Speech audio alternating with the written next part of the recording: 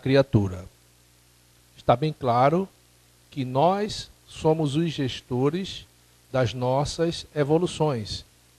Conforme nos diz Jesus em Marcos, compete a cada um de nós nos despojarmos através dos nossos esforços constantes das nossas imperfeições morais, procurando conquistarmos assim, nessa existência e noutras, cada vez mais um degrau nas nossas evoluções. Indispensável cogitar-se do trabalho de proteção, auxílio e defesa, estacadas, adubos, vigilância, todos os fatores de preservação devem ser postos em movimento, a fim de que o vegetal precioso atinja os fins a que se destina. A conquista da crença edificante não é serviço de menor esforço. Me ajuda. A maioria das pessoas admite que a fé constitua milagrosa auréola doada a alguns espíritos privilegiados pelo favor divino. Isso, contudo, é um equívoco de lamentáveis consequências. A sublime virtude é construção do mundo interior, em cujo desdobramento cada aprendiz funciona como orientador, engenheiro e operário de si mesmo.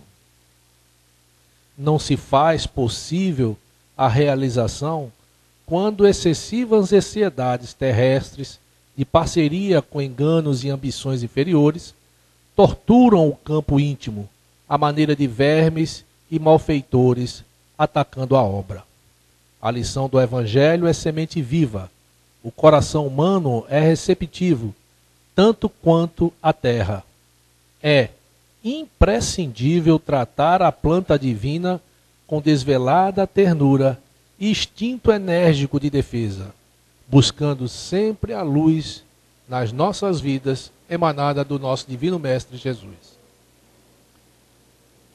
Há muitos perigos sutis contra ela, quais sejam os tóxicos dos maus livros, as opiniões ociosas, as discussões excitantes, o hábito de analisar os outros antes do autoexame. Ninguém pode, pois, em sã consciência, transferir de modo integral a vibração da fé ao espírito alheio, porque realmente isso é tarefa que compete a cada um. Belíssima mensagem que nos concita a cada um de nós refletirmos neste momento, nesta tarefa espiritual desta noite. Um fraternal abraço a todos. Fechemos nossos olhos,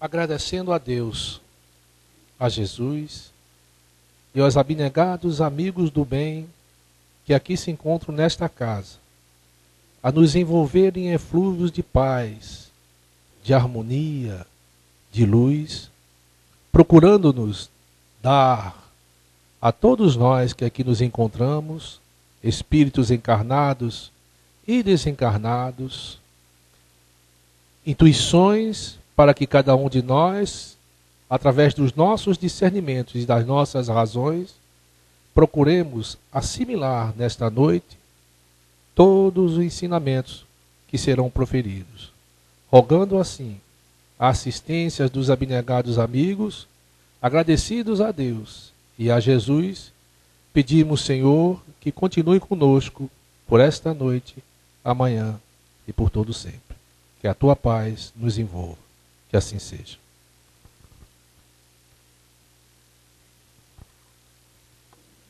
Meus irmãos e minhas irmãs, muito boa noite a todos.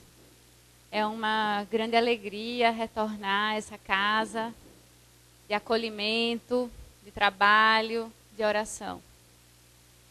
O tema, convoco todos à reflexão dessa noite, em que nós vamos falar sobre a inteligência, o homem inteligente na Terra.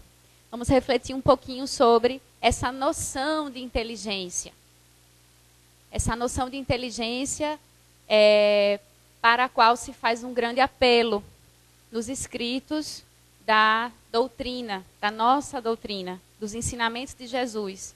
Doutrina esta que não apenas referenda, mas redivive os ensinamentos do Mestre Jesus.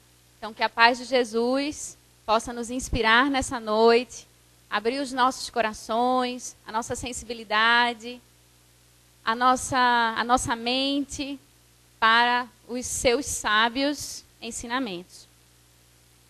Então, essa noção de inteligência, que é uma grande convocação para todos nós, é preciso primeiramente entender que o homem inteligente na Terra, essa frase que intitula o item 13 do Evangelho segundo o Espiritismo, exatamente o capítulo 7. Esse homem inteligente na Terra somos todos nós. Não se faz aqui uma separação com relação a, digamos, pensarei esse homem inteligente apenas como aquele douto, aquele doutor do conhecimento, aquelas mentes de grande inteligência no sentido da razão, do conhecimento, do raciocínio. Na verdade, todos nós somos dotados de inteligência. Todos nós somos esse homem inteligente na Terra. E para que comecemos a entender essa noção de inteligência, eu vou me referir à questão de número 71 do Livro dos Espíritos, em que Allan Kardec, num tópico em que se fala sobre instinto e inteligência, ele pergunta ao espírito exatamente o que seria essa inteligência, como se pode compreender essa inteligência.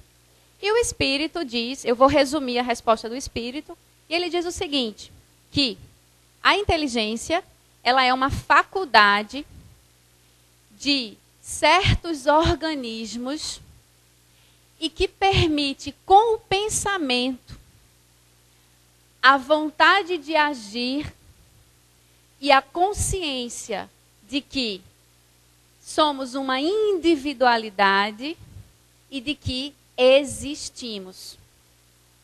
Então vejam bem, a vontade de agir, a consciência de que somos, de que existimos e de que somos uma individualidade. Estes são atributos da inteligência. Portanto, essa inteligência não está diferenciando os mais instruídos, os intelectuais ou intelectualizados, daqueles, por exemplo, que não têm nenhum tipo de instrução. Então, esse homem inteligente na Terra, na verdade, somos todos nós. Porém, existe, sem dúvida nenhuma, e aí é que nós precisamos compreender que o capítulo 7 do Livro dos Espíritos, ele é intitulado Bem-aventurados os pobres de espírito. Kardec interpreta o ensinamento de Jesus, assim como os outros espíritos que lá escrevem, justamente fazendo esse apelo e essa convocação para questões maiores do espírito, que nem sempre esses ditos mais inteligentes, eles se permitem viver em comunhão com esses valores da humildade, da fraternidade, do amor ao próximo, mas que, na verdade, utilizam essa inteligência para alimentar o próprio orgulho, a própria vaidade. Então, se nesse conceito de inteligência todos nós estamos envolvidos, e esse é o nosso ponto de partida, porque essa mensagem não é apenas para os mais cultos e os mais instruídos, mas é para todos nós. Porque todos nós estamos, como espíritos encarnados, nós estamos cada vez mais nos habilitando para Deus. E essa habilitação para Deus, ela não se faz sem o recurso da inteligência. É preciso compreender, é preciso raciocinar, mas também é preciso sentir. É preciso, a inteligência ela não pode estar desconectada do sentimento. Ela não pode estar desconectada dessa conduta moral que nos religa, que nos eleva a Deus. Então, vamos avançar na nossa reflexão de hoje, pensando, vou fazer algumas perguntas. Entendemos que todos nós somos inteligentes. E o que nós precisamos pensar sobre essa inteligência? Cada um vai fazer a sua autoanálise. E ao fazer essa autoanálise, vai pensar também na conjuntura em que vive. Vai pensar nos agrupamentos de que faz parte. Né? Família, trabalho, cidade, país, sociedade. Né? A grande questão que nós precisamos, que vai ser o nosso ponto de partida, é pensar essa inteligência que é para me beneficiar do ponto de vista da evolução moral, segundo o ensinamento de Jesus. Será que essa inteligência pode me comprometer? Será que essa inteligência pode me envenenar? Será que essa inteligência já fez com que eu caísse? Com que eu me desviasse? Com que eu saísse do eixo? E quando eu falo eu, meus irmãos, não é apenas o eu individual, mas esse eu coletivo. Vamos pensar enquanto sociedade. Porque nós não podemos esquecer que nós, hoje, em pleno século XXI, nós hoje usufruímos de grandes conquistas científicas, tecnológicas, que nos permitiram viver com certos confortos na vida, na contemporaneidade. Não é? Não precisamos mais ir para a beira vamos dizer, do rio para lavar roupa. Não precisamos ir em busca do nosso alimento. Vejam, tem como apagar essa luz primeira? Não. Aqui? Nós não precisamos, encontramos os nossos pedacinhos de bife em bandejinhas no supermercado.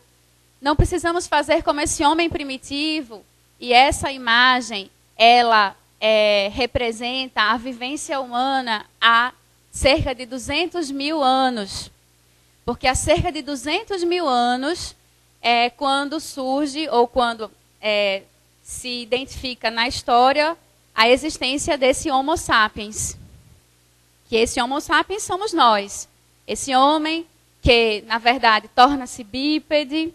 Esse homem que começa o desenvolvimento da sua calota craniana, a redução do fuço. Esse homem que vai adquirindo características físicas que o distanciaram de espécies, vamos dizer, como os macacos. Mas esse homem que vai se desenvolvendo não apenas do ponto de vista físico, mas do ponto de vista da inteligência. Né? Então, essa imagem é uma maquete, na verdade, foi encontrada no Museu de Antropologia da Cidade do México. Né? Então, uma fotografia aqui. Né? E percebam uma cena cotidiana de 200 mil anos, desse homem que nós já estivemos nessa condição. Era um mundo primitivo. O planeta Terra não é mais um mundo primitivo, mas passou para um mundo de provas e expiações. Então, essa é a condição de um mundo primitivo. Então, vejam a cena cotidiana. Aqui observem que... Eu preciso aprender. Aqui, há uma mãe amamentando seu filhote. Homens ali, nessa posição, eles estão defendendo a caça de um bicho grande como um bisonte, né? E, ao mesmo tempo, eles precisam defender daquelas 3 feras que ali estão, que também querem usufruir deste alimento. Nessa próxima imagem, vocês têm condição de ver mais de perto a situação. Então vejam esse bicho, né? Ele sendo descarnado, né? Rasgado para retirar o que interessa para nutrir essas barrigas, para nutrir esse agrupamento. E vejam a face desse homem aqui, que não é uma face solícita, cordial, terna, fraterna, mas é de defesa. Né? Bem no instinto de uma, vamos dizer, de uma vida mais selvagem, bárbara, tá certo? E poderíamos até arriscar a dizer que talvez esses homens tivessem condição semelhante no sentido do comportamento mais agressivo em relação àqueles animais que também gostariam de usufruir daquele alimento. Outra cena desse mundo primitivo em que nós já habitamos, onde nós já estivemos, que nos separa no tempo aí cerca de 200 mil anos. Né? Então, cena de um parto. Vejam a cabecinha da criança saindo, né? A mulher na posição de cócoras, que é a posição natural para um nascimento. A outra que está ali para receber a criança. Percebam que ao fundo há alguns homens que manuseiam alguns instrumentos. E percebam mais ao fundo a carinha da criança que visitava o museu e se surpreende com essa imagem. Que muitas vezes também é a nossa surpresa de pensar, meu Deus, já estivemos nessa condição. Sim, já estivemos nessa condição. Quando falava aqui de que as condições materiais, as condições de um mundo mais primitivo, em que vivíamos de uma forma muito diferente do modo como hoje circulamos em sociedade. O que falar desses aparelhos de alta tecnologia que nós utilizamos para nos comunicar, coisa impensável. Eu não vou dizer nem nessa época, vamos dizer, primeira metade do século XX, quando ter um telefone era uma grande conquista, poder falar ao telefone, poder ter um aparelho televisor em casa para receber as notícias e outras coisas mais. Podemos falar bastante a respeito desses objetos materiais que, com as conquistas tecnológicas, e não só os objetos materiais, mas também a cura de doenças, mas também a descoberta de vacinas, de remédios, como, por exemplo, se falarmos aqui da penicilina, permitiu a existência dos antibióticos, enfim. Quer dizer, a toda essa inteligência que existe na Terra, essa é a nossa condição, somos inteligentes, todos. E é exatamente isso que faz com que nós não vivamos, ou melhor, a condição do planeta Terra não é de um planeta inferior. Isso Allan Kardec explica no Evangelho segundo o Espiritismo, quando ele vai falar justamente dos diversos mundos. Né? Na verdade, ele categoriza globalmente em 5 mundos, e os mundos inferiores são os mundos primitivos são, digamos, o mundo mais inferior na categoria dos mundos. E por que nós não somos inferiores? Kardec explica dizendo, há muita inteligência no planeta Terra. E essa inteligência não permite, não é possível estarmos num estado de primitivismo como outrora estivemos. Porque foi justamente o desenvolvimento dessa inteligência que permitiu as conquistas que nós hoje usufruímos. Então, é por essa razão, mas o mundo está muito difícil, viver está muito difícil, violência na televisão, notícias ruins a todo momento, tragédias, e etc, etc, etc. Não pode ser, esse mundo não é bom. Não posso achar que esse mundo é um mundo inferior. Não, ele não é um mundo inferior. Ele é um mundo de provas e expiações. Exatamente pela abundância de inteligência na Terra, é que não nos permite, como nos ensina Allan Kardec, dizer que esse é um mundo inferior. Porém, o que nós precisamos pensar é exatamente, lembram-se da primeira pergunta? Essa inteligência pode nos envenenar? O que dizer de elementos que foram fabricados para destruir? como uma bomba atômica, como gases, como instrumentos de tortura, a guilhotina, por exemplo, e tantos outros. Basta uma visita aqui em nossa cidade, no Museu do Homem do Nordeste, para observar os instrumentos de tortura que eram utilizados para justamente para maltratar os nossos irmãos. Então, o que nós... Daí, é isso que nós precisamos começar, e isso é urgente, porque não dá mais para vivermos tendo um aparato tão maravilhoso que é a inteligência, e que a inteligência na condição do homem, na condição em que nós estamos, nos diferencia dos demais animais. Sim. Por quê? Porque a nossa inteligência, a cognição humana, ela tem faculdades muito especiais, que não é possível para os animais ditos irracionais. Não é possível. E qual seria mais uma característica dessa faculdade, da inteligência? Como a ciência nos mostra, como os estudos da psicologia nos mostram, da antropologia. É essa capacidade de colocar-se no lugar do outro. A capacidade de pensar o que o outro pode estar pensando.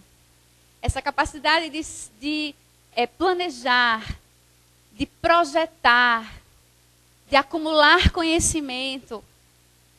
Isso é uma característica da espécie humana, permitida por essa faculdade tão especial que é a nossa inteligência. A capacidade de acumular conhecimento no sentido de passar de geração para geração.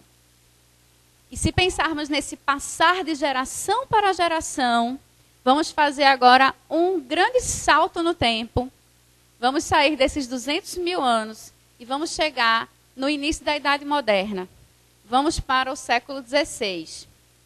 Século XVI, um momento de grandes descobertas, um momento de altas tecnologias, como, por exemplo, os instrumentos que permitiram impulsionar, quem vai lembrar aqui?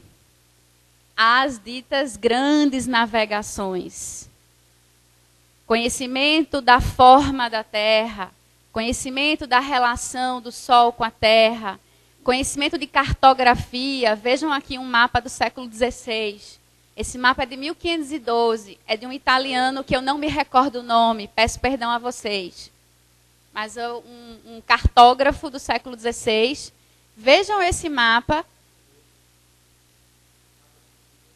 Não. Vejam nesse mapa, curiosamente, se fizermos uma leitura mais atenta do mapa, nós vamos observar que a Europa está representada, não é acima da África, mas ela está o quê? Abaixo da África. Vejam que a África está em cima e a Europa embaixo. Por uma forma de representar diferente da forma que se configurou hoje, quando nós podemos observar um globo, um mapa mundi. E isso aqui era conhecimento altamente sofisticado para a época. Aqui começam os grandes serviços de espionagem. Por quê? Porque deter esse conhecimento era de grande importância para o avanço na exploração e na descoberta de novas terras. Terras estas que proporcionariam o quê? Riquezas minerais, matéria-prima. Então, era importantíssimo deter esse conhecimento. Então, o país que detinha e que conseguia configurar e construir essa representação, ele guardava conhecimentos de extrema relevância.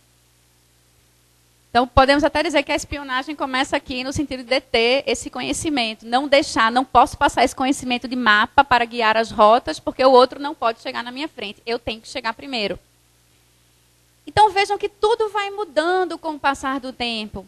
O que é visto como a verdade, o grande conhecimento de determinada época, depois não é mais, porque passa a ser senso comum. Podemos dizer que isso hoje, que era visto como um conhecimento de ponta para a época. Hoje, qualquer menino de 5 anos de idade, 10 anos de idade, sabe disso aqui. Passou a ser óbvio, passou a ser senso comum. E aí, fazendo essa viagem rápida no tempo, depois que o homem desbrava esse mundo exterior, esse globo terreno, compreende as relações, compreende que, na verdade, a Terra não é o centro do mundo, e vários conhecimentos que vão sendo disseminados, chega-se ao conhecimento do micromundo, a certeza da existência de micro-organismos como vírus, bactérias, germes e mais do que isso, o conhecimento de que as doenças são causadas por esses microcorpos, esses micro-organismos. São os vírus, as bactérias. E aí é onde vamos, é nesse ponto que nos lembramos do grande infectologista que reencarnou no século XIX na França, chamado Louis Pasteur. Pasteur. Um grande cientista, considerado inclusive um cientista humano, bastante humano, um incansável desbravador de conhecimentos. E as suas pesquisas tiveram repercussões muito importantes para o que hoje nós vivemos. Então, por exemplo, Pasteur ele passa a entender que, como eu falei para vocês, as doenças que nós contraímos, as infecções, são causadas por esses vírus, por esses germes que causam. Então, ele começa a ser um defensor, em função dos seus estudos, ele começa a defender a necessidade de esterilizar instrumentos que vão ser utilizados em cirurgias, coisas que não eram feitas nessa época.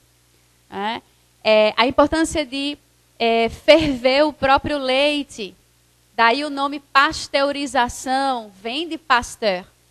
O que hoje para nós é óbvio, era uma descoberta nesta época também.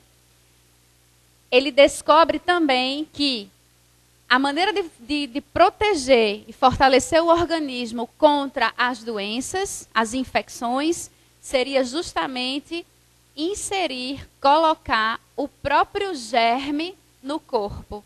Como é o nome disso? Vacina. Isso foi uma descoberta do próprio cientista do Pasteur. Ele nasce em 1822, ele foi longevo.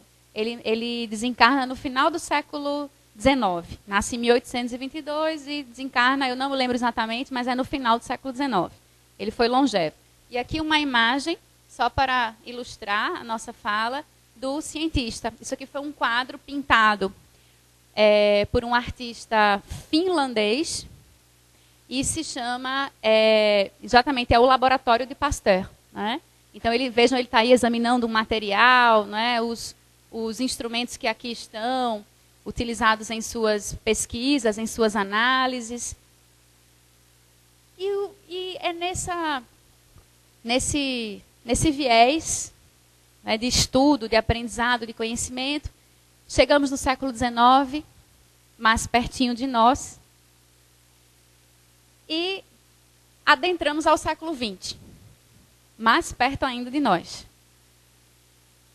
Esse homem do século XX, que não é tão diferente de nós, apesar de hoje vivermos numa condição material, do ponto de vista das descobertas tecnológicas e científicas, melhores do que o homem do século XX, vamos pensar, estamos em 2014. Vamos dizer, o homem de 1914, havia energia elétrica no Brasil em 1914? Energia elétrica no Brasil? Micro-ondas? Geladeira? Computador? De forma alguma. Avião?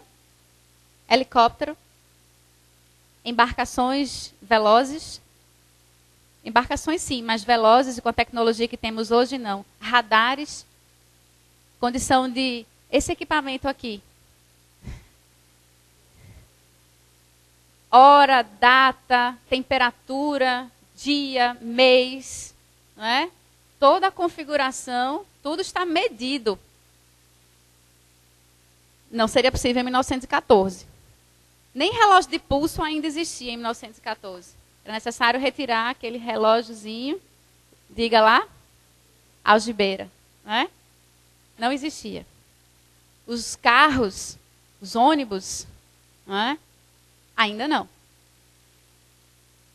Apesar de a condição material nossa ser diferente do século, vamos dizer, 1914, exatamente há 100 anos, podemos dizer que intimamente a condição desse homem de 1914 não é tão diferente da nossa condição. E nós precisamos entender por quê. Porque esse homem de 1914, exatamente há 100 anos, do ponto de vista do seu mundo íntimo, não é tão diferente de nós. Por quê? Qual é a razão? Fernando Pessoa, num poema intitulado Ode Triunfal, um poema escrito em 1914, exatamente há 100 anos, sob o pseudônimo de Álvaro de Campos. É a estreia do poeta Álvaro de Campos. Fernando Pessoa escrevia a partir de heterônimos. Não é? Se eu falei pseudônimos, eu falei errado. Heterônimos. Ele construía várias personalidades que ele assumia. E cada personalidade tinha uma obra com uma poesia bastante característica da personalidade desse autor, do estilo e da personalidade desse autor. Esse é o poema que inaugura a obra de Álvaro de Campos. Álvaro de Campos era uma criação de Fernando Pessoa. E vamos perceber o que é que povoava o mundo íntimo desse homem de 1914. Esse poema intitulado Ode Triunfal, o título Ode refere-se a um poema que foi feito para ser cantado. Porque ele tem um ritmo muito, muito particular. Esse poema, na verdade, ele tem 240 versos. Mas eu não vou expor os 240 versos, porque não há tempo para a leitura de 240 versos. Porém, fiz um recorte. Não sei exatamente quantos, que eu não contei, viu, Jorge? Não contei. Mas de modo que é possível a nossa leitura e compreensão. Então, vejam, a nossa pergunta é: por que esse homem de 100 anos, que está separado 100 anos de nós, do ponto de vista da vida íntima, não é tão distante da vida íntima que nos povoa nos dias de hoje? Vamos ver. Esse poema foi escrito em 1914, na cidade de Londres. E ele diz: a dolorosa luz das grandes lâmpadas elétricas da fábrica tenho febre e escrevo.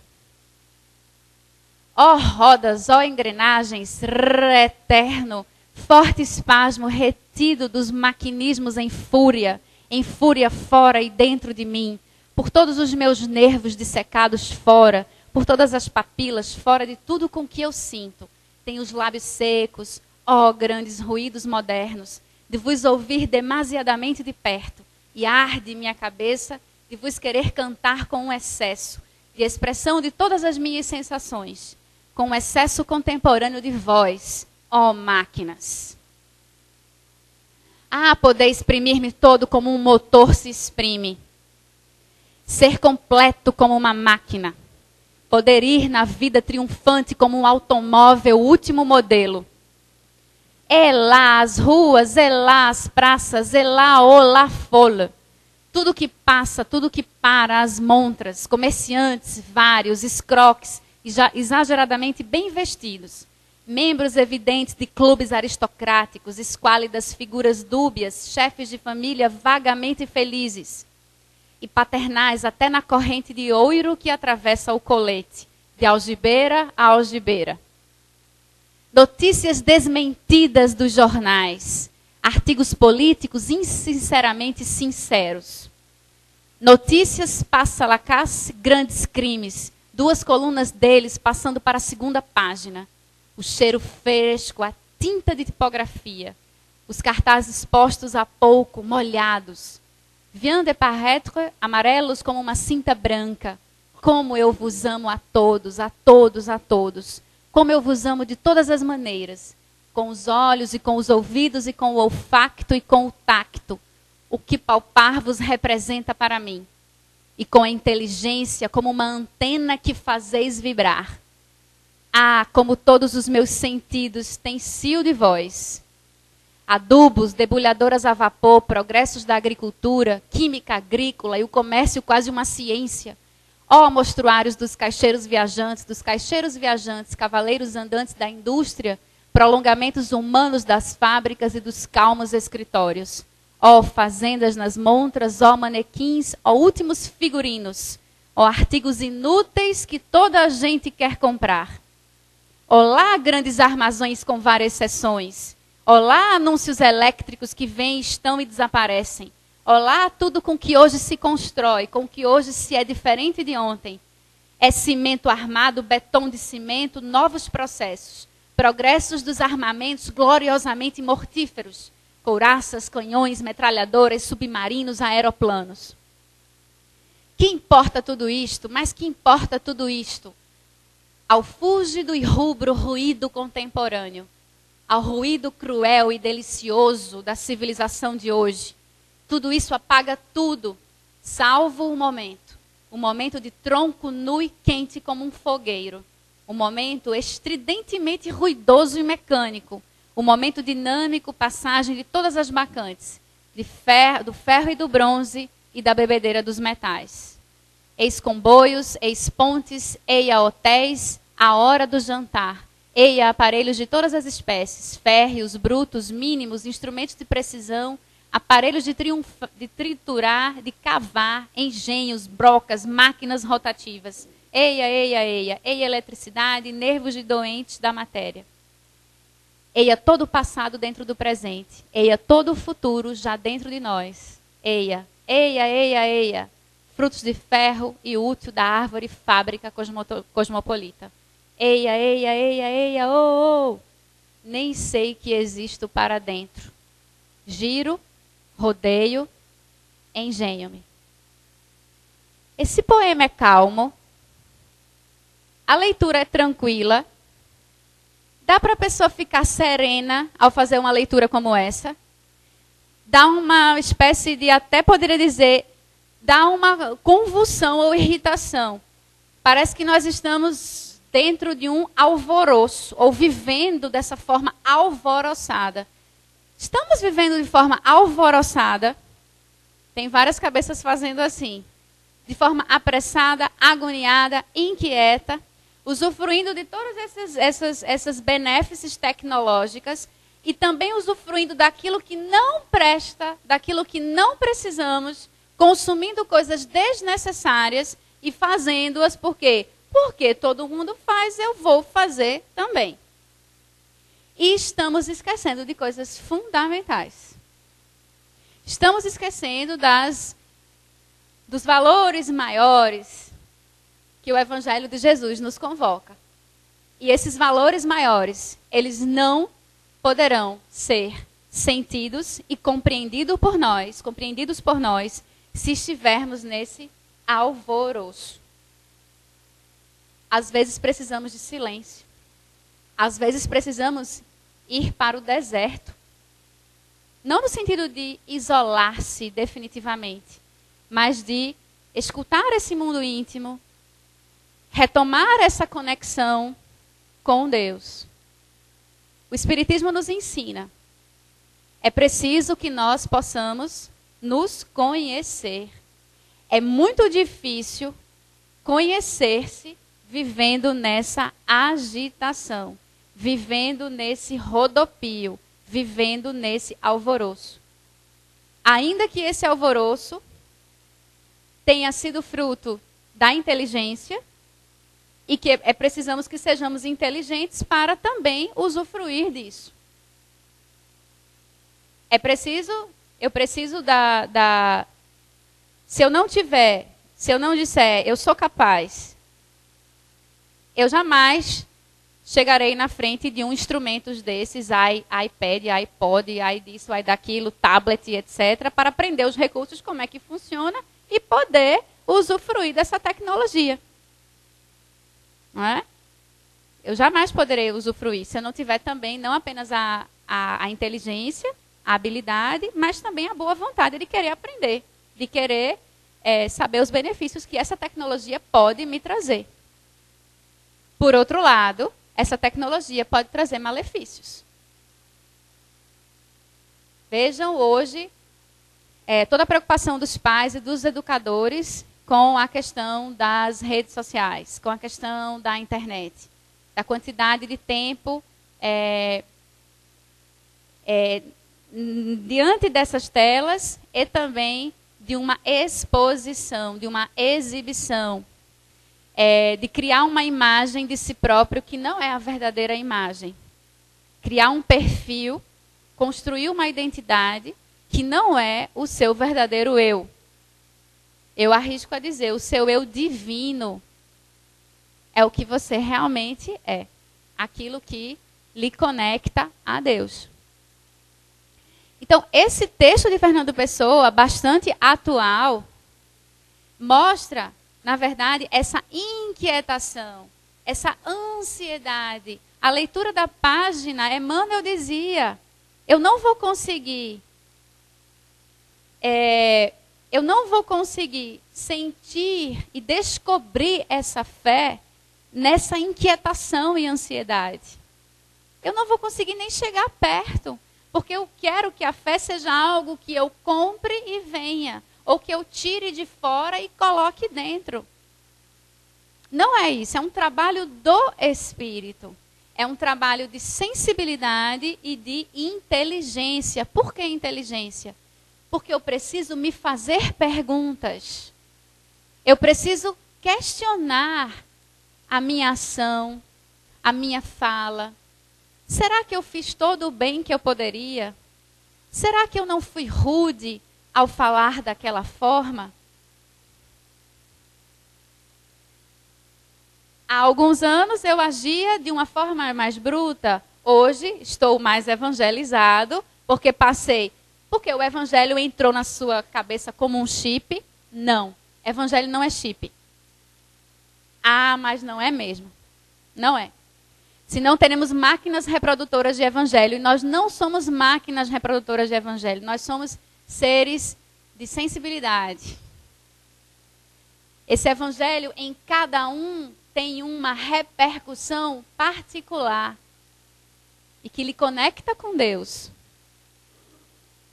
Cada um tem essa capacidade, por essa vontade de agir, por essa consciência de que existe e de que é uma individualidade, tem condição de fazer a sua interpretação.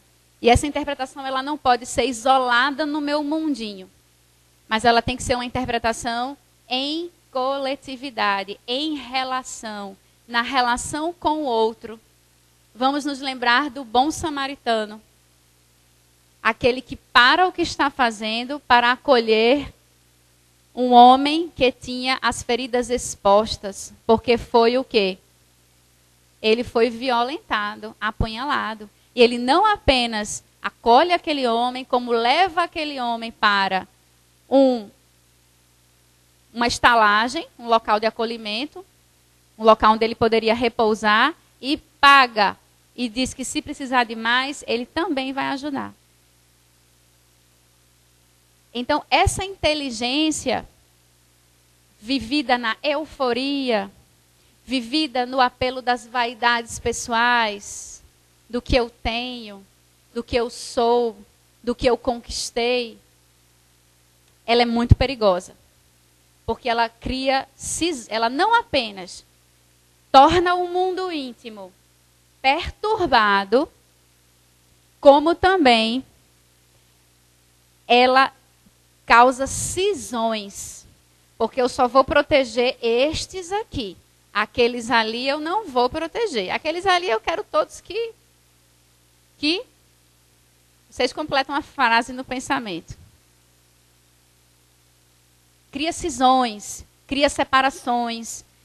Essa inteligência motivada por uma falsa ideia de superioridade, por uma falsa ideia de que sou melhor do que o outro. Ninguém é melhor do que ninguém. Todos somos iguais aos olhos do Pai. Porém, o que é que nos vai diferenciar? São as nossas virtudes. E o que são as nossas virtudes? São as nossas ações na direção de Deus. Eu não compro virtudes. Não adianta. Não vai baixar, não vai fazer download de virtude na internet. Não vai comprar virtude. Não vai encontrar em nenhuma prateleira de loja alguma. Porque é um trabalho do Espírito. E esse trabalho não se faz sem a inteligência. Sem a inteligência. Quando Jesus reencarna, ele vai pregar. Por que ele vai pregar na Galileia?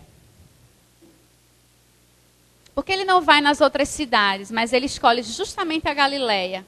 Porque o povo galileu era um povo mais simples. Não era um povo em que havia, nesse agrupamento, os doutores da lei, os sábios no sentido de instrução, de leitura, de estudo. Não era. Mas era na Galileia, onde haviam os chamados pobres de espírito, que na verdade são aqueles que têm o coração, o terreno do coração é um solo mais propício para as sementes do amor e da fraternidade, da humildade. No livro dos Espíritos, ou melhor, no livro Fonte Viva, Emmanuel, no primeiro parágrafo da mensagem número 25, intitulada Nos Dons do Cristo, ele resume essa condição, que foi o que nós falamos até agora. Olha o que ele diz. A alma humana, nestes 20 séculos de cristianismo, é uma consciência esclarecida pela razão, em plena batalha pela conquista dos valores iluminativos. Nós estamos nesta batalha. Conscientes e esclarecidos pela razão, esclarecidos pelos conhecimentos, nos beneficiando dessas descobertas científicas e tecnológicas, porém, ainda batalhando. Veja, o termo batalha é um termo bastante forte. É uma batalha. Por quê? Porque é uma luta, e essa luta ela é diária. Não dá para ser acomodado. Porque eu preciso superar. Eu preciso aprender a lição que essa situação difícil que eu estou vivendo me convoca. Esse ensinamento não é de fora para dentro, é de dentro para fora. Eu preciso elaborar isso que está acontecendo, no sentido de refletir sobre isso, para me permitir avanços. E a reflexão não é a postura da vitimização. Ai, coitado de mim, só acontece comigo. Ai, mas todo mundo é feliz e eu não sou. Ai, mas esse tormento na minha vida. Ai, mas isso. Ai, aquilo. Não é o verdadeiro ai, ai, ai. Não. É preciso a conquista desse equilíbrio, dessa serenidade. E como Kardec nos ensina, se não for pela caridade, fora da caridade não há salvação. Nós ainda não compreendemos isso inteiramente. Nós estamos compreendendo. Nós estamos compreendendo. Os espíritos superiores já compreenderam. E empreendem isso com uma beleza, de modo que devem olhar para nós como nós olhamos para as crianças pequenas. Não é? Quando vem nós sofrendo, até por um câncer, que é uma doença tão, como é que podemos dizer, tão, me ajudem, é uma doença, o câncer é uma doença tão, agora me fugiu a palavra, eu escuto muitas pessoas dizerem isso. Ela é tão dura, ela é tão, me ajudem, cruel, pronto, chegou a palavra que eu precisava, tá vendo? Era para você dizer, Tereza. tão cruel. E ele vai olhar e vai dizer, estão se desesperando por causa desse câncer. É a mesma coisa quando nós olhamos para uma criança pequena que está chorando porque alguém pegou o DVD que ela gosta, ela está se desesperando, e o pai olha e faz, oh meu Deus, se desesperando por causa desse DVD. São os espíritos superiores olhando para nós, está se desesperando por causa de um câncer? Oh filho, vem. Quer dizer, esperança, fé, bom ânimo. O aprendizado que o Espírito tira de uma prova como essa é que o habilita, é que o eleva, é que o ilumina na conquista desses valores, esses verdadeiros valores. No Livro dos Espíritos, na pergunta 75A, Kardec indaga: por que nem sempre a razão é um guia infalível? Uma vez dotado de razão, vai ser sempre bem-sucedido. É isso? É isso? Uma vez dotado de razão, será sempre bem-sucedido. Não, porque nós ainda estamos sofrendo, como mostra Fernando Pessoa no poema de 1914. Por que ele não é infalível? Por que eu vou voltar para a pergunta inicial. Por que essa inteligência pode nos trair? Pode nos fazer cair? Pode nos fazer sofrer? Por quê? A resposta dada pelo Espírito é a seguinte: ela seria infalível. Seria infalível se fosse falseada pela má educação. Se não fosse, falta o não ali, uma palavra fundamental. Perdoe-me. Se não fosse falseada pela má educação, pelo orgulho e pelo egoísmo. A nossa inteligência, ela anda turva, ela anda falseada pela má educação, pelo orgulho e pelo egoísmo. Nós não estamos educados nos verdadeiros valores, esses valores iluminativos dos quais Emmanuel fala. O instinto não raciocina, a razão permite a escolha e dá ao homem o livre-arbítrio. Esse livre-arbítrio é um grande desafio que nós temos. É condição de nossa espécie. Nós temos a possibilidade de escolher o que falar. Se eu vou silenciar ou se eu vou me digladiar. Eu vou ajudar ou vou fingir que não está acontecendo e vou passar direto. Não. Deixa para alguém resolver, eu não vou fazer. Ou eu vou tomar a frente. Pedir inspiração ao alto e dizer que eu posso ser um instrumento a serviço do Pai. Sim. Então, é uma decisão pessoal. Eu vou fazer vista grossa, vou fingir que não está acontecendo, ou eu vou abraçar a causa. E vou dizer, também quero ajudar. Então, é uma escolha. E essa escolha nossa, ela vai ser cada vez mais iluminativa se nós nos despojarmos desse orgulho, desse egoísmo, quando nós cada vez mais nos educarmos. É a escola moral que o Cristo nos ensina. São os ensinamentos imperecíveis do Evangelho. Para finalizarmos, vamos fechar com o próprio texto que evocou a reflexão de nossa noite, quando o Espírito Ferdinando nos diz: não vos orgulheis do que sabeis, porque o que sabeis tem limites muito estreitos no mundo em que habitais. Eu já sei, mas não sabe tudo, não sabe o suficiente. Como nós vimos inicialmente, conhecimento ele é provisório, no sentido de que ele sempre vai ser renovado. Sempre. E nós sempre estamos aprendendo. E na condição de encarnados, nós estamos constantemente em prova. Todos nós aqui estamos em prova. Não há um presente encarnado ou desencarnado, nesse ambiente que não esteja em prova. Todos nós estamos em prova. Com a encarnação, nós temos o bloqueio das memórias, das experiências pregressas. Portanto, nós não sabemos por que certas coisas acontecem, porque certas pessoas aparecem. Nós não sabemos. Não precisamos saber por quê, mas precisamos aprender a amar. Esse é o nosso maior propósito. Arrefecer, baixar esse orgulho,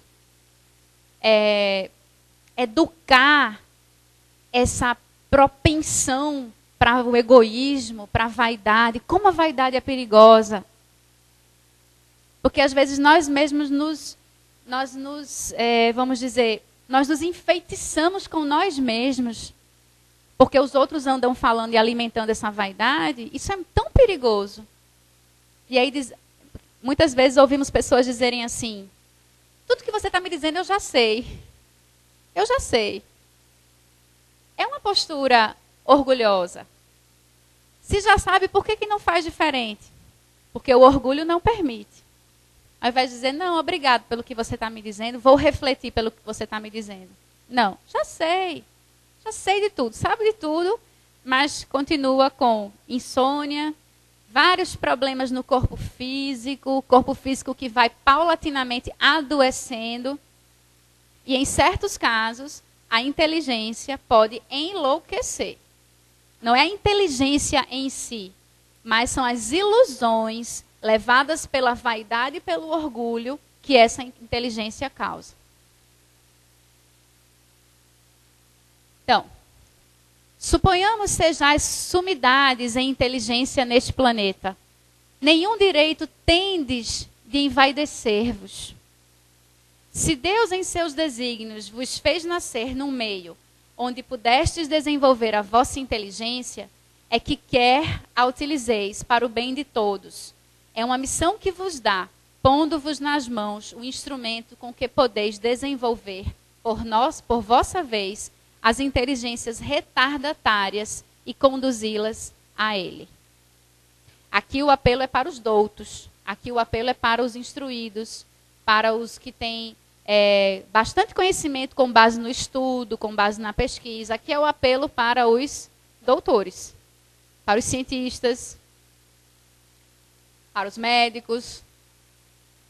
Aqui há um apelo particular para as pessoas nessa condição, que muitas vezes utilizam a inteligência como meio de envaidecimento.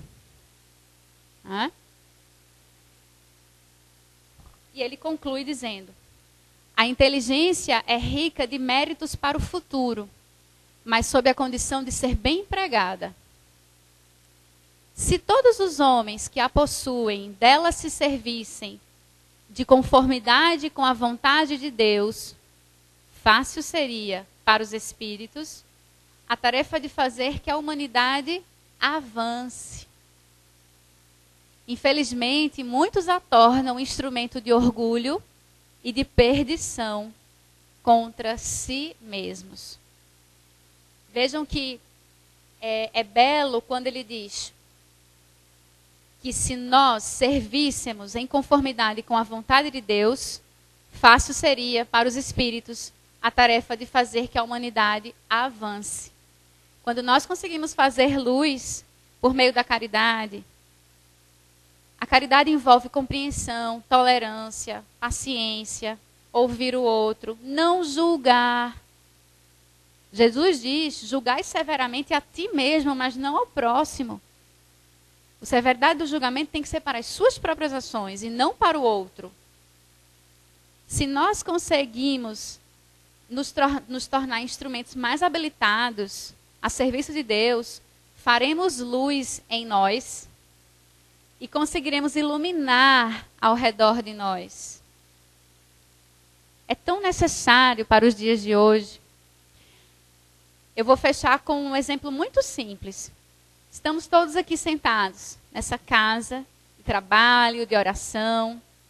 Somos muito gratos pelas benfeitorias que recebemos no momento em que estamos sentadinhos, estamos recebendo esse abraço amoroso da espiritualidade, saímos daqui sentindo-nos mais leves, iluminados, encorajados. Nós recebemos luz. Vamos pensar. E se nós fizermos luz dentro de nós?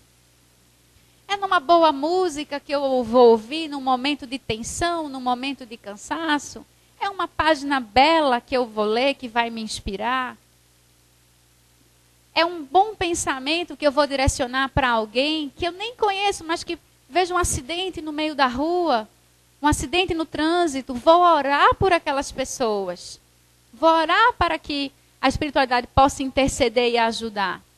Se eu começo a fazer essas luzes, não apenas receber luz, mas fazer luz, pelo uso da minha compreensão, da sensibilidade, inteligência e sensibilidade podem andar juntos, devem andar juntos, porque, segundo Emmanuel, nós estamos paralíticos de sensibilidade, cegos de reflexão, surdos de entendimento, né?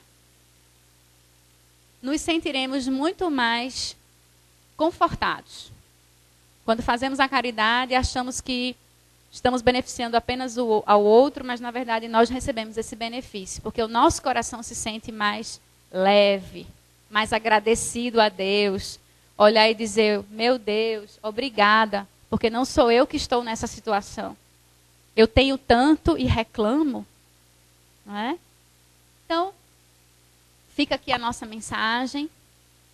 Pensemos sobre essa faculdade, sobre essa habilidade da inteligência, e que essa inteligência, em parceria, ou melhor, essa inteligência utilizada sob a luz dos ensinamentos evangélicos, fará de nós pessoas mais felizes, mais em paz com nós mesmos e com o que nos cerca.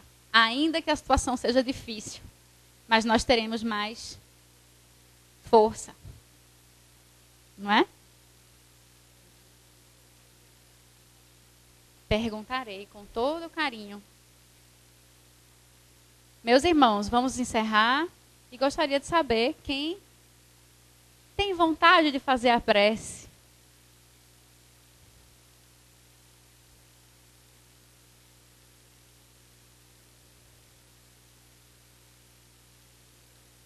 Vai ter que ser escolhido, é, Jorge?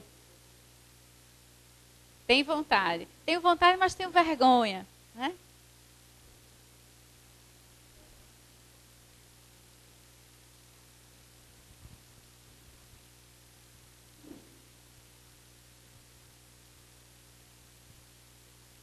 Agradecer realmente os grandes ensinamentos que tivemos hoje.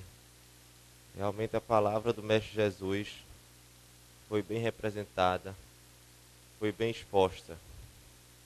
E conseguimos absorver a cada dia um pouco de sua mensagem e nos esforçarmos para exemplificar em todos os cantos, não apenas na casa espírita, mas em nossa casa, no trabalho, no dia a dia, em todos os momentos, nós podemos realmente passar os ensinamentos que nós estamos tendo, para que sigamos pouco a pouco para o caminho que nós podemos ter paz em nossa consciência e nossas ações.